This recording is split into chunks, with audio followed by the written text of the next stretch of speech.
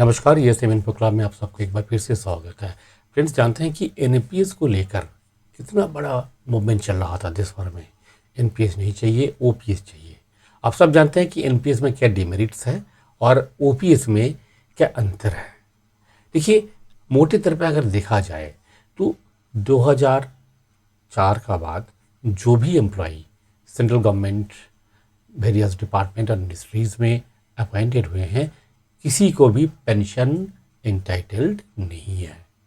सबके लिए एक जो नई सिस्टम ऑफ पेंशन का लागू किया गया वह है एनपीएस, और इसके तहत जो पेंशन नाम के तौर पे जो मिलने वाला था वह है जितने पैसे आपने कंट्रीब्यूट किया और गवर्नमेंट का कुछ कंट्रीब्यूशन है। पहले वो बराबर था, बाद में 4% ज़्यादा हुआ, और टोटल मिला करके जो भी कंट्रीब्यूशन था उस कंट्रीब्यूशन से जो पेंशन आपका बनेगा, यानी कि उसका जो इंटरेस्ट आप कह सकते हैं एक तरफ पे कि उसका जो इंटरेस्ट जितना बनेगा हर महीना का, वो भी डिपेंड करता है कि मार्केट के ऊपर आपका शेयर मार्केट अगर बढ़ेगा, क्योंकि ये तो म्यूचुअल फंड में लगाया जाता है पैसा, है ना। एचडीएफसी है, एसबीआई है, इस तरह का जो फंड मैनेजर है, तो उनका जो फंड मैनेजमेंट है, उनका जो इन्वेस्टमेंट है, उससे जो अर्निंग होगा वो आपको पेंशन की तहत आपको मिलेगा। और आपको सुन के तज्जुब होगा कि अभी अभी जो लोग आउट हुए हैं पिछले 2-3 साल में, उनका पेंशन कितना बना, किसी का 2000, किसी का 2500 रुपये। तो ये तो एनपीएस का जो रिज़ल्ट आपका सामने है। तो यही चीज़ें ताकि सबके साथ ना हो, सबको ये सफ़र ना करना पड़े, क्योंकि 2004 में जो लोग अपॉइंटेड हुए हैं ऑलरेडी 20 साल सर्विस सबका हो चुका है, और कुछ ही दिन में एक एक करके सब रिटायर होंगे, और वही 4000-5000 रुपया पेंशन लेकर के जब घर जाएंगे, और साथ ही साथ जो ओल्ड पेंशन स्कीम में जो लोग हैं जो 2004 से पहले का है, वही आपका सामने 50,000 पेंशन लेंगे। तो कितना बड़ा फ़र्क है। इस फ़र्क को मिटाने के लिए गवर्नमेंट अथॉरिटी भी मजबूर हो गए कि इस पर कुछ मॉडिफिकेशन लाना चाहिए, और आज वो मॉडिफिकेशन आ चुका है आपका सामने, यूनिफाइड पेंशन सिस्टम। अब ये यूनिफाइड पेंशन सिस्टम क्या है, इसका क्या क्या मेरिट्स एंड डिमेरिट्स है, इस पर बात करेंगे कि कोई ये कह रहे हैं कि यूनिफाइड पेंशन सिस्टम में हमारा जो कंट्रीब्यूशन है वो कंट्रीब्यूशन हमें वापस नहीं मिलेगा, केवल मात्र एश्योर्ड पेंशन मिलेगा। तो हमारे पेंशन से कटौती क्यों किया जा रहा है, क्या फ़ायदा है कटौती करने का, इससे तो अच्छा पेंशन ही था। तो इस तरह का बहुत सारी चीज़ें सुनाई दे रहा है, पर आज इसी को एनालाइज करेंगे। इसी को एनालाइज करके हम देखेंगे कि री एम्प्लॉयड एक सर्विसमैन जिनका लेंथ ऑफ सर्विस कंपैरेटिवली बहुत कम होगा, सिविलियन काउंटर पार्ट अगर देखें तो उससे कम से कम 15, 20 या 25 साल कम आपका सर्विस होगा। ठीक है, अगर सिविलियन कोई 20 साल 25 साल में एंट्री कर रहे हैं सर्विस में, तो वो 30-35 साल सर्विस करेंगे। वहीं आपका सर्विस लेंथ कितना होगा, 10 साल किसी का, 15, किसी का 20 साल मुश्किल से। तो ये जो कम सर्विस लेंथ है, इस सिचुएशन में आपके लिए क्या बेनिफिशियल रहेगा, एनपीएस या यूपीएस। यूपीएस यानी कि यूनिफाइड पेंशन सिस्टम। इस चीज़ को हम डिटेल में यहाँ पे देखेंगे, और भी केस स्टडी के साथ देखेंगे, बिल्कुल प्रैक्टिकल रियल लाइफ सिचुएशन जो है उसको एनालाइज करेंगे। सो फिर चलते हैं सीधा कंप्यूटर स्क्रीन पे और देख लेते हैं कि री एम्प्लॉयड एक सर्विसमैन के लिए एनपीएस और UPS, which one is better option. अच्छा, अगर मैं आपसे पूछूं, आप क्या कहेंगे, आपको क्या लगता है, एनपीएस बेटर है या यूपीएस? प्लीज़ आपका कमेंट्स अगर अभी आप कमेंट बॉक्स में देंगे तो मेरे लिए बेहतर होगा इस चीज़ पर एक डिसीजन लेने में।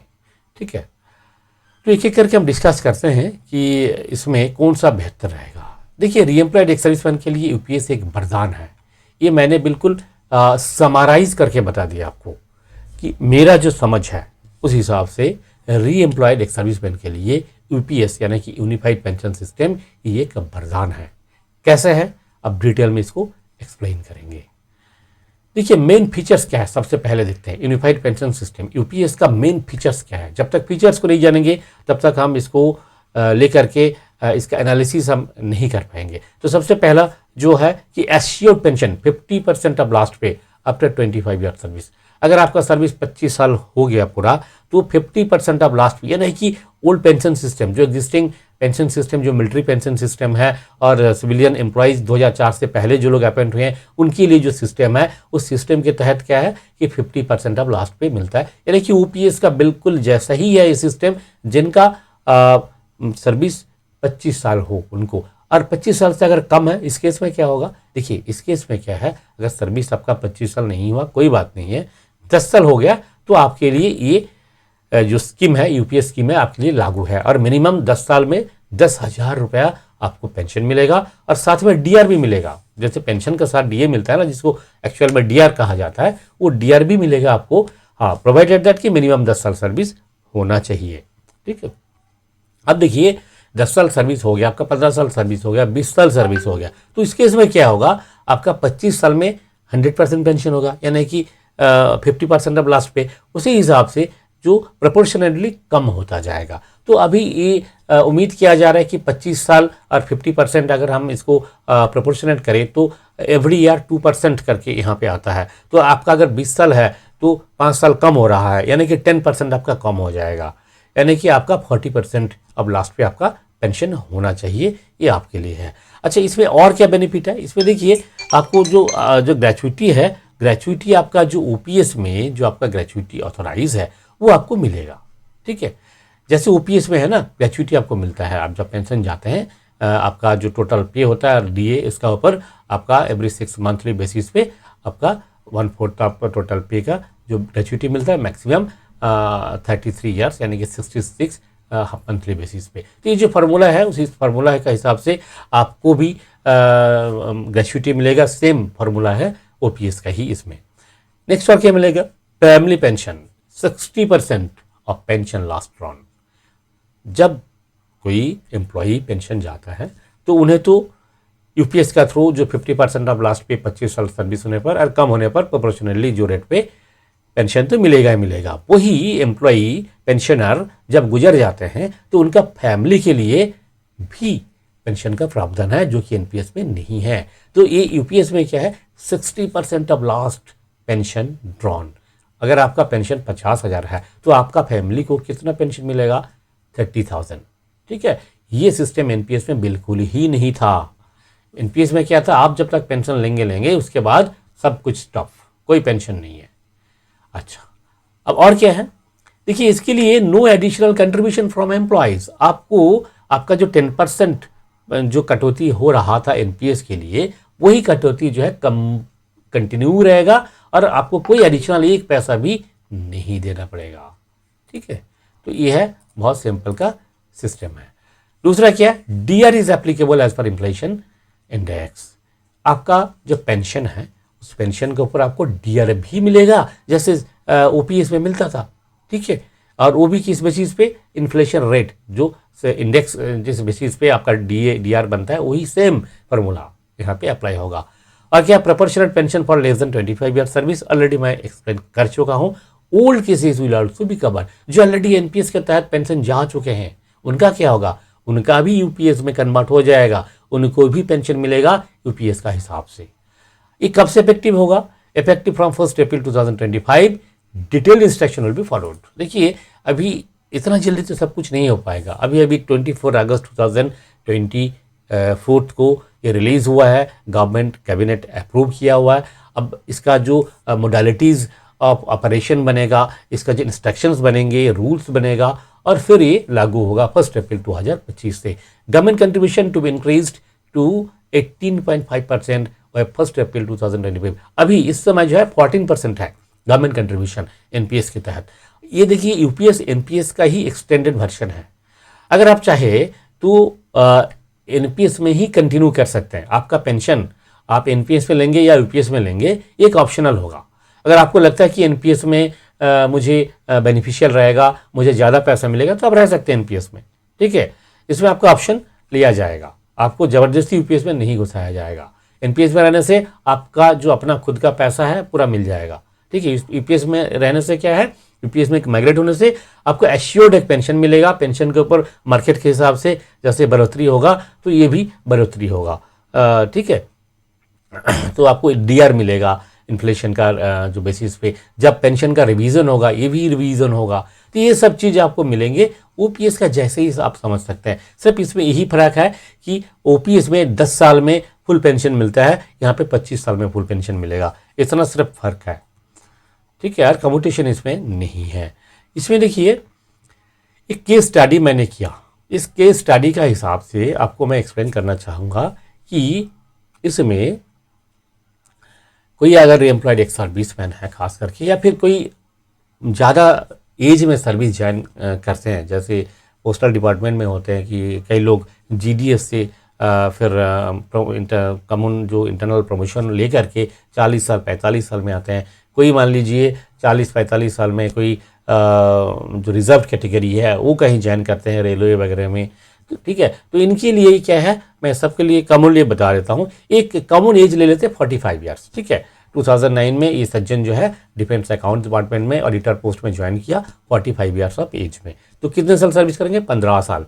और वो 2009 में ज्वाइन किया तो 2024 नवंबर में रिटायर हो रहे हैं। एक रियल लाइफ सिचुएशन है।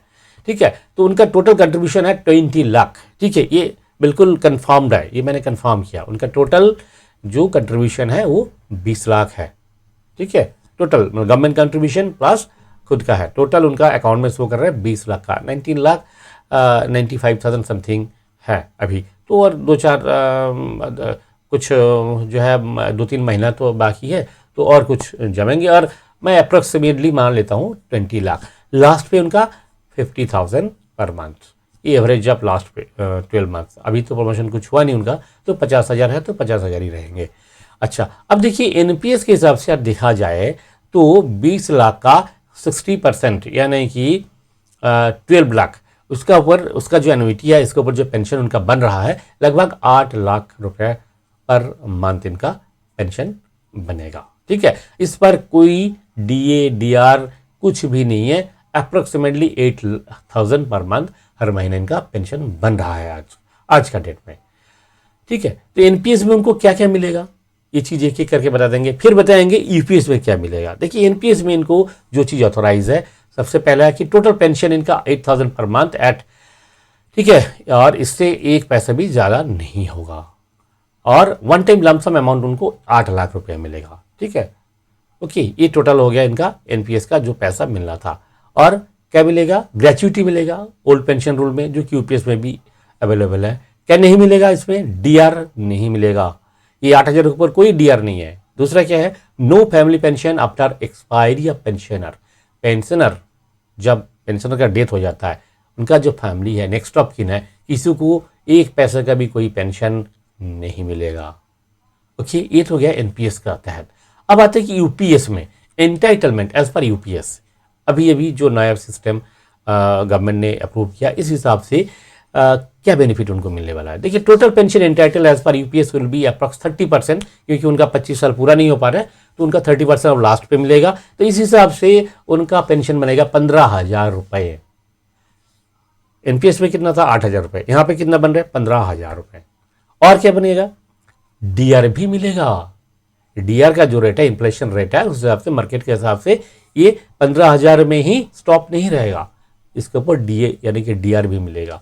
दूसरा क्या मिलेगा, उनका गुजर जाने के बाद फैमिली को 60% ऑफ पेंशन का रेट पे पेंशन भी मिलेगा। ठीक है, और क्या मिलेगा, और भी ये चीज मिलेगा, लमसम अमाउंट। ये कैसे है, 10% ऑफ लास्ट पे कितना मिलेगा, 10% ऑफ लास्ट पे एवरी 6 मंथ के लिए ये मिलेगा। टोटल इतना कितना हो जाएगा, 15 ईयर सर्विस है तो 36 मंथली हो गया।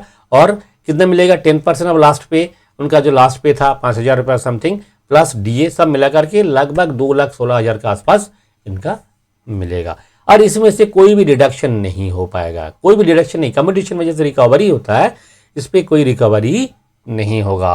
और gratuity as per OPS rule तो मिलेगा ही मिलेगा। तो दोस्तों ये था यूपीएस का तहत जो उनको मिलना था। तो आप बहुत सिंपली कोई भी लेमैन भी समझ सकता है कि क्या बेनिफिशियल रहेगा री एम्प्लॉयड एक सर्विसमैन के लिए, और खास करके जो लोग ज़्यादा उम्र में, ज़्यादा एज में सर्विस ज्वाइन किया। हाँ, कम उम्र में जो लोग ज्वाइन कर रहे हैं, जिनका सर्विस अभी भी 30 साल बचा हुआ है, 40 साल बचा हुआ है, तो हो सकता है कि तब तक अब उनका जो टोटल अमाउंट है, गवर्नमेंट कंट्रीब्यूशन और सेल्फ कंट्रीब्यूशन और उसका जो मार्केट वैल्यू, वो हो सकता है कि यूपीएस से ज़्यादा हो, पर इस पर हम कुछ भी नहीं कह सकते हैं, क्योंकि इसका कैलकुलेशन बहुत ही जटिल है और करना इतना आसान नहीं है। फिर भी आप कुछ भी कहे, चाहे कितना भी आपको लगता है बेनिफिशियल, ये जो एश्योर्ड थिंग्स होता है ना, ये ऑलवेज बेनिफिशियल होता है, ऑलवेज बेनिफिशियल होता है। आज के इंटरेस्ट रेट आप देख सकते हैं कि मार्केट का 7% 8% इंटरेस्ट रेट है, पर हो सकता है कि आगे जाकर के कभी इंटरेस्ट रेट 2% हो जाए अमेरिका के जैसे, ठीक है, हो ही सकता है, ठीक है। तो इसीलिए इस पर भरोसा नहीं कर सकते हैं, और यही रीज़न है कि सब लोग गवर्नमेंट सर्विस इतना पसंद है लोगों को। आज भी देखिए, आज भी प्राइवेट जॉब में अगर 1 लाख सैलरी है, वहीं गवर्नमेंट जॉब में अगर 30,000 सैलरी है, तो लोगों का चॉइस ये रहता है कि गवर्नमेंट जॉब में ज्वाइन करना है। क्यों?